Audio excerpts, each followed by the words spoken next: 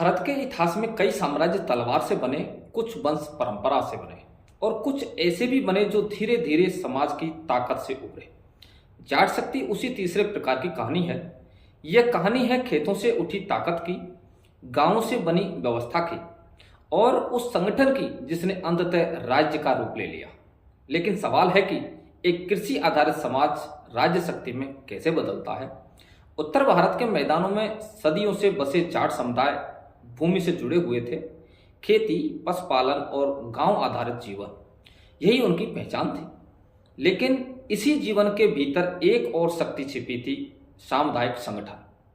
गांव केवल रहने की जगह नहीं थे, वे निर्णय लेने की इकाई थे। पंचायत केवल परंपरा नहीं थी, वह शासन की शुरुआती संरचना थी। और जब कोई समाज अपने स्तर पर निर्णय लेने लगे, सुरक्षा व्यवस्था बनाए और संसाधनों का प्रबंधन करे, तो वह केवल समाज नहीं रहता, वह राज्य बनने की दिशा में बढ़ता है। मध्यकाल में उत्तर भारत की राजनीति बदल रही थी। मुगल साम्राज्य अपने चरम पर था, लेकिन स्थानीय स्तर पर कई क्षेत्रों में राज्य की पकड़ कमजोर भी थी। यहीं पर जाट समुदाय की शक्ति धीरे धीरे दिखाई देने लगती है। जाट समूहों ने स्थानीय स्तर पर अपनी सुरक्षा स्वयं संभाली। कई जगहों पर उन्होंने कर वसूली का विरोध किया, कई जगहों पर उन्होंने किलों और बस्तियों को मजबूत किया। यह विद्रोह नहीं था, बल्कि एक संकेत था कि समाज अब अपने स्तर पर शक्ति संगठित कर रहा है। 17वीं शताब्दी में यह प्रक्रिया तेज होती है।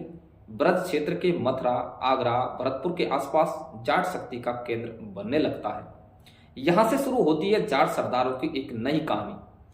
ये सरदार कोई वंशानुगत राजा नहीं थे, वे समाज के भीतर से उभरे नेता थे।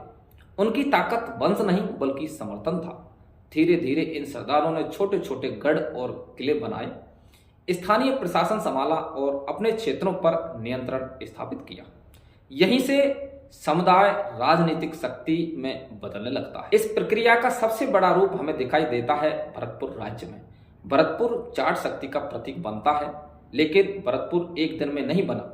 यह कई दशकों की संगठन, संघर्ष और रणनीति का परिणाम था। जाट नेतृत्व ने स्थानीय स्तर से शुरू करके धीरे धीरे अपने प्रभाव को बढ़ाया और उन्होंने किलों का निर्माण किया, सेना संगठित की और संसाधनों को नियंत्रित किया। अब यहाँ एक महत्वपूर्ण प्रश्न है कि राज्य बनने के लिए सबसे जरूरी चीज क्या होती है? भूमि, सेना या वैधता? भरतपुर की कहानी इन तीनों का संतुलन है और इसी कहानी के केंद्र में आता है एक महान नाम, महाराजा सूरजमल। महाराजा सूरजमल केवल एक योद्धा नहीं थे, वे एक रणनीतिकार थे।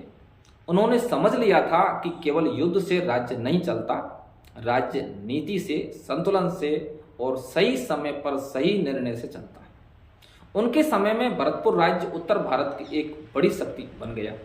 उन्होंने मुगलों के साथ भी संबंध बनाए, मराठों के साथ भी संतुलन रखा और अपने राज्य को स्थिर और सुरक्षित रखा।